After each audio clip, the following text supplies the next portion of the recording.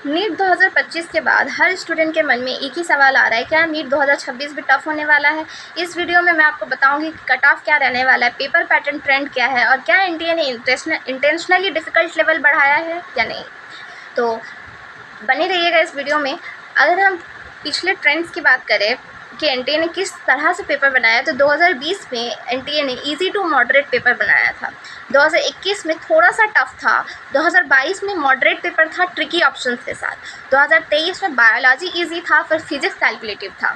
2025 की बात करें, as you all know that 2025 में लेंदी और कंफ्यूजिंग ऑप्शंस बनाए गए थे। असर्शन रीजन के स्टेटमेंट बहुत लेंदी दिए गए थे ताकि बच्चों को पढ़ के समझने में वक्त लगे। कैलकुलेशन बहुत ही ज़्यादा हैवी कैलकुलेशन थी, बहुत ही टाइम कंज्यूमिंग पेपर था। अब इसके कारण क्या है, पेपर टफ बनाने का कारण क्या है? कारण बस इतना ही है कि आपका सिलेबस रिड्यूस्ड हो चुका है।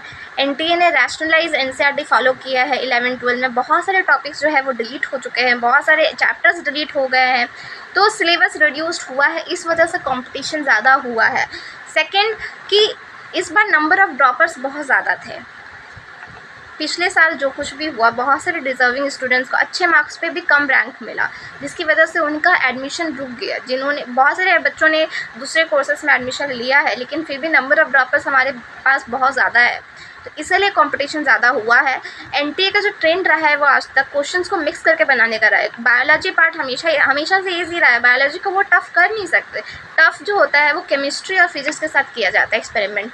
तो एनटीए ने हर बार फिजिक्स और केमिस्ट्री के साथ ही एक्सपेरिमेंट किया है, तो फिजिक्स और केमिस्ट्री पे ही आपको ज़्यादा ध्यान देने की ज़रूरत है। सोच समझ के, अब पहले की तरह ना ऑप्शन सोच समझ कर दिए जाए, मतलब पहले क्या होता था कि क्वेश्चन जो है वो same to same exactly questions उठा कर दे दिए जाते थे।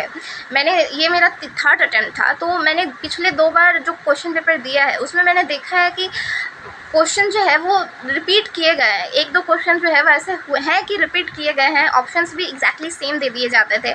लेकिन अब क्या है ना कि एनटीए सोच समझ कर ऑप्शंस देने लगा है, मतलब ट्रिकी ऑप्शन देने लगा है कि आपको जस्ट लाइक ऑप्शन ए भी सही लगे, ऑप्शन बी भी सही लगे, मतलब नियरेस्ट ऑप्शन दिए जाने लगे कि आपको मतलब पूरा सॉल्व करके देखने की ज़रूरत पड़े कि आखिर में एग्जैक्टली आंसर क्या आ रहा है। तो ऑप्शंस के साथ गेम खेला जा रहा है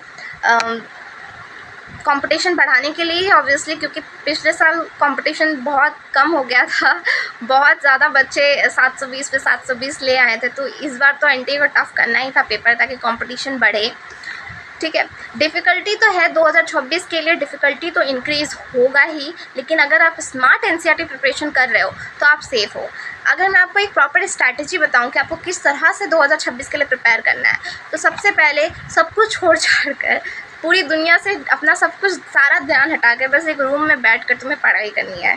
अब एक रूम में बैठ के पढ़ाई करने का मतलब है कि ऑफकोर्स तुम्हें मतलब अपने एंटरटेनमेंट जोन में जाओ, लेकिन 10 घंटे जैसे मतलब 8-10 घंटे तो तुम्हें कॉन्स्टेंटली पढ़ना है हर रोज़। किसी भी दिन बहाना बनाना से नहीं होगा, कंसिस्टेंटली तुम्हें पढ़ना होगा किसी भी कीमत पे। तो सबसे पहले ये करो, डिस्ट्रैक्शंस दूर करो अपनी लाइफ के। And second most important cheese, concept पे ध्यान दो। सिर्फ रट्टा लगाने से, सिर्फ एमसीक्यू प्रैक्टिस करने से, सिर्फ याद करने से तुम्हें कुछ नहीं मिलेगा। तुम्हें सबसे इंपॉर्टेंट कॉन्सेप्ट क्लियर करना होगा। कॉन्सेप्ट क्लियर करना बहुत ज़रूरी है, फिजिक्स, केमिस्ट्री के, बायोलॉजी के भी। इवन कॉन्सेप्ट क्लियर, बायोलॉजी को लोग रट्टा लगाते हैं, बहुत सारे एग्जाम्पल्स ऐसे होते हैं याद करने पड़ते हैं, बायोलॉजी याद करना पड़ता है जेन्युइन, लेकिन सबसे पहले कॉन्सेप्ट को क्लियर करो कि ऐसा हो रहा है तो क्यों हो रहा है, क्या रीज़न है। कॉन्सेप्ट क्लियर करो, कॉन्सेप्ट क्लियर करना बहुत ज़रूरी है, सिर्फ एमसीक्यू सॉल्व करने से नहीं होगा।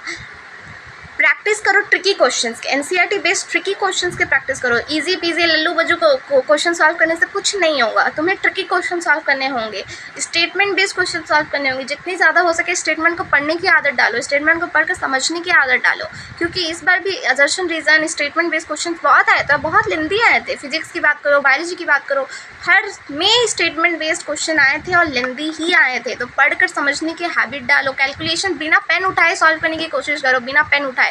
तुम्हें बिना पेन उठाए मतलब आंसर का पता चल जाना चाहिए, ऐसा खुद को बनाओ, ऐसा खुद को ट्रेन करो। अभी से पूरा 1 साल है, पूरा 1 साल का स्ट्रैटेजी बनाओ। मैं पूरा 1 साल का स्ट्रैटेजी वीडियो भी अगर चाहिए तो मैं आपके लिए वो भी करने को तैयार हूँ। आप मुझे बस कमेंट पे बता दीजिए कि आपको 1 साल का स्ट्रैटेजी वीडियो चाहिए, रोड मैप चाहिए, पूरा मैं वो बना दूँगी आपके लिए। एक प्रॉपर टाइम टेबल बना के उसे फॉलो करने की कोशिश करो। फिजिक्स केमिस्ट्री को बिल्कुल भी इग्नोर मत करो। और रियल एग्ज़ाम कंडीशन के अकॉर्डिंग मॉक टेस्ट देना बहुत ज़रूरी है, बहुत ज़रूरी। एग्ज़ाम से पहले एग्ज़ाम देना खुद का बहुत ज़रूरी है। अगर डिफ़िकल्टी लेवल आपके लिए बढ़ेगी, डिफ़िकल्टी लेवल तो ऑब्वियसली बढ़ेगी क्योंकि कंपटीशन बढ़ रहा है, नंबर ऑफ़ ड्रॉपर्स बढ़ रहे हैं, डिफ़िकल्टी लेवल बढ़ेगी, लेकिन आपको डिफ़िकल्टी लेवल से फ़र्क नहीं पड़ना चाहिए अगर आपका प्रिपरेशन स्ट्रांग है। फ़र्क उसे पड़ता है जिसका प्रिपरेशन वीक होता है। लेकिन अगर आप स्टार्टिंग से पूरा 1 साल स्मार्ट प्रिपरेशन कर रहे हो तो आपको डरने की कोई ज़रूरत नहीं कि पेपर कितना डिफ़िकल्ट आएगा। एनटीए कहीं से भी पेपर बना ले, मार्च से बना कर नहीं भेजेगा, बुक से ही बनाएगा। तो बुक को अच्छे से पढ़ो, कॉन्सेप्ट क्लियर करो और कुछ करने की ज़रूरत नहीं है। पूरे 1 साल का स्ट्रैटेजी बनाओ, एडवांस लेवल पे जाकर तैयारी करो। एडवांस लेवल पे बायोलॉजी के लिए मुझ पे ट्रस्ट कर सकते हो। मैं पूरी की पूरी एनसीईआरटी लाइन बाय लाइन आपको इस चैनल पर करवा दूँगी। बहुत सारे हम एमसीक्यू प्रैक्टिस करेंगे, बहुत बार रिवीजन करेंगे, माइंड मैप के through, road map, mind map के थ्रू, स्मार्ट चीट के थ्रू। बहुत सारे तरीके से मैं सोच कर रखी हूँ कैसे कैसे बायोलॉजी को आपको रिवीजन करवाना है एग्जाम से पहले। वन शॉट के थ्रू मैं बायोलॉजी के लिए सब कुछ करूँगी। बहुत सारे क्वेश्चंस प्रैक्टिस करेंगे, एनसीईआरटी बेस्ड ट्रिकी क्वेश्चंस की प्रैक्टिस करेंगे। और नेक्स्ट वीडियो किस टॉपिक पे चाहिए मुझे ज़रूर बताना।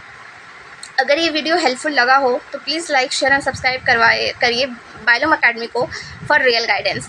और बेल आइकन को ज़रूर से ज़रूर दबाइएगा। बेल आइकन को दबाना बिल्कुल नहीं भूलना ताकि कोई भी अपडेट आपकी मिस ना हो जाए।